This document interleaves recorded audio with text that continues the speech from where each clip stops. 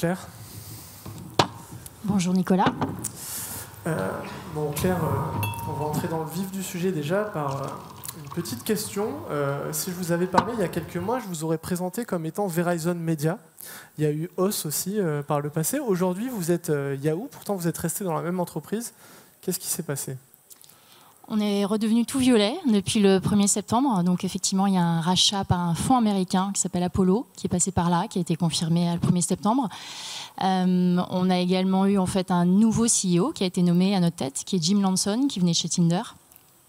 Et petit rappel pour les gens qui sont nés après 94, donc année de lancement de Yahoo. En fait, Yahoo en France, c'est quoi ? C'est à la fois en fait des services qui s'adressent à des consommateurs en direct, puisqu'on a un ensemble de services éditoriaux avec Yahoo Actu, mais aussi avec nos partenaires Microsoft News, des espaces gaming sur Xbox, entre autres, et puis des espaces serviciels avec le search et le mail. Mais c'est aussi des solutions d'AdTech, où on s'adresse là aux marketeurs et aux éditeurs, avec des solutions de DSP, côté buying, et puis avec des solutions de monétisation via nos SSP.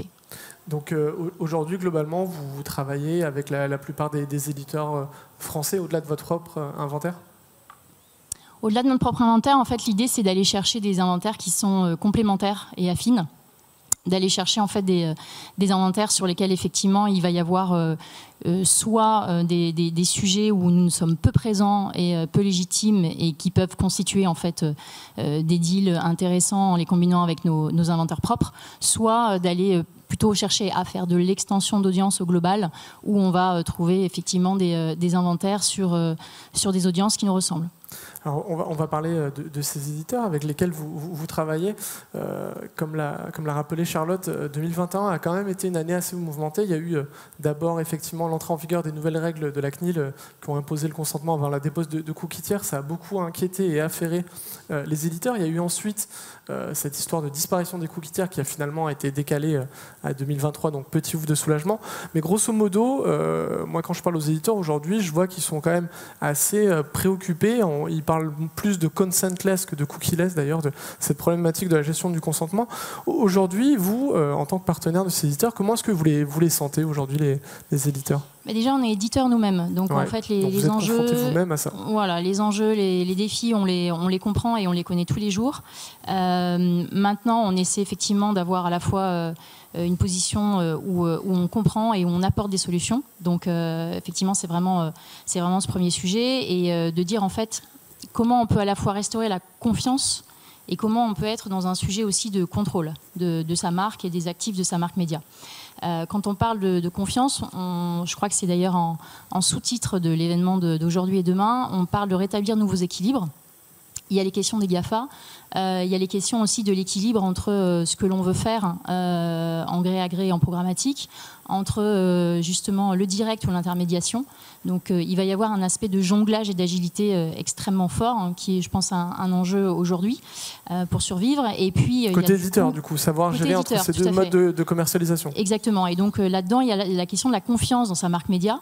Donc c'est en ça qu'on pense que le rôle du SSP est pivot, puisqu'effectivement, on va aider en fait l'éditeur à pouvoir apporter en fait des compléments de monétisation, mais de façon sélective, de façon choisie, en étant pertinent. Et puis il y a une question de contrôle, c'est-à-dire que là aussi, on le sait, il y a une sélectivité au niveau des partenaires à choisir, il y a une sélectivité sur les formats à proposer, il y a peut-être aussi une question de sobriété à proposer quelquefois sur ces formats et sur le nombre de partenaires avec qui on travaille. Donc je crois qu'il y a vraiment un mix à trouver pour réaffirmer en fait sa notion de marque média, entre cette notion de confiance et cette notion de contrôle pour les éditeurs. Sur la notion de contrôle, c'est quoi le rôle dans SSP ? Comment est-ce que justement vous pouvez aider les éditeurs à soit regagner en confiance, soit apprendre à mieux valoriser leur inventaire ?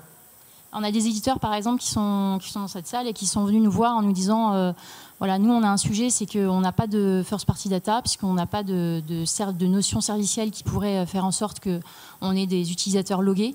Qu'est-ce que vous en pensez ? Qu'est-ce que vous pourriez proposer là-dessus ? Donc nous, c'est vrai qu'on a la chance d'avoir cette mixité, d'avoir à la fois effectivement des environnements serviciels et des environnements purement éditoriaux. Et aujourd'hui, on le sait, sur un sujet où on ne peut plus faire du tout data personnalisé. Donc Il faut quand même revenir à des basiques, puisque le sans cookie et le sans data personnalisé, ça existe depuis très longtemps. Donc la notion c'est à 50% de l'inventaire, si on regarde Firefox, Safari, qui refusent les cookies tiers. Donc c'est une problématique d'aujourd'hui, d'ailleurs, le sans cookie. Tout à fait, mais c'est une notion... Merci. C'est une notion en fait sur laquelle il faut accepter d'aller chercher là aussi, de s'appuyer sur ses forces. Donc nous, typiquement chez Yahoo, on va aller travailler sur de la first party data qui est présente dans notre DSP via l'ID Graph, et on va également proposer des solutions ouvertes. Par exemple, NextGen Solution, qui est une solution qu'on a montée, qui est propriétaire, qu'on a laissée ouverte pour que d'autres partenaires puissent venir s'y plugger. Et pour des avoir partenaires qui sont des éditeurs, des adtech. Tout à fait, et sur lesquels on va pouvoir aller travailler sur un ensemble de plus de 200 milliards en fait, de signaux cross-device, qui vont être des signaux météo, par exemple, des signaux de navigation sur des devices en particulier, qui vont apporter en fait une volumétrie et une très grande finesse de travail sans cookies, sans utilisation de profil, et sur lesquels les performances sont semblables à ce que l'on faisait avec cookies. C'est de la méthode un peu cohorte, comme propose Flock de Privacy Sandbox, ou c'est autre chose? Oui, l'idée, c'est vraiment en fait, de rassembler les forces d'un plus grand nombre dans un sujet de solution qui reste très ouvert et très agnostique, et sur lequel, effectivement, on va chercher à être à la fois dans le respect et dans la performance, mais effectivement en restant complètement ouvert. Donc aujourd'hui, vous avez cette solution. C'est quoi les performances vis-à-vis des campagnes cookie tiers traditionnelles? Est-ce que vous faites des POC et des comparaisons entre les deux méthodes pour prouver à vos acheteurs et aux éditeurs que c'est tout aussi efficace? Oui, l'idée, en fait, c'est effectivement de rester vraiment dans de la pertinence extrêmement fine. Donc, aujourd'hui, on a constaté que les performances étaient semblables. Donc, c'est pour ça qu'on croit vraiment, en fait, dans cette alliance-là, dans cette notion de consortium. Les éditeurs, entre eux aussi, font d'autres consortiums, justement, pour confirmer leurs forces. Donc, aujourd'hui, on pense qu'effectivement, il y a une notion à gagner sur de la volumétrie et de la finesse, sans aller jusqu'à la saturation de ce qu'on a appelé tout à l'heure l'hydrocarbure, ouais. Et cette notion effectivement qui est venue un peu biaiser ce que l'on pensait être pertinent, mais d'aller chercher plutôt des choses qui sont tolérables, qui sont acceptables en termes de récupération, de collecte et de consentement de la part de l'utilisateur. Vous parlez de consortium, il y a un consortium qui s'est lancé il y a 1 an autour d'un ID partagé, l'initiative Unified ID 2.0 qui a été initiée par The Trade Desk, ensuite passée dans les mains du Tech Lab, c'est en passe d'être fait. Typiquement, c'est le genre d'initiative dans laquelle vous croyez. Yahoo est partenaire de... Oui, nous, c'est un sujet également dans NextGen Solutions qui s'appelle Connect ID et sur lequel, effectivement, on a cette idée-là d'alliance, tout à fait. Donc, du coup, je peux, mon Connect ID, le matcher avec le Unified ID 2.0, par exemple, du consortium, ou c'est une piste qui va être explorée? Pour l'instant, tout est un petit peu ouvert. On a démarré ça à la fin du premier semestre cette année. Donc, effectivement, l'idée, c'est d'incrémenter le plus d'ouverture possible sur les partenaires tiers. Et alors, une autre question que je me posais, c'est que vous avez évoqué cet enjeu de la first party. Est-ce que ça peut être la vocation d'un groupe comme le vôtre d'aider aussi les éditeurs à se construire leurs assets first party indépendamment des solutions next-gen ou des solutions d'identifiants partagés? Alors, pas forcément aujourd'hui, mais effectivement, c'est des pistes à ouvrir. Ok, alors on a un autre sujet, c'est que l'après-cookie tiers, c'est aussi une démarche un peu plus globale et responsable de la publicité online. Ça va d'ailleurs faire l'objet d'une table ronde tout à l'heure. Comment est-ce que vous essayez de contribuer à ces sujets-là chez Yahoo?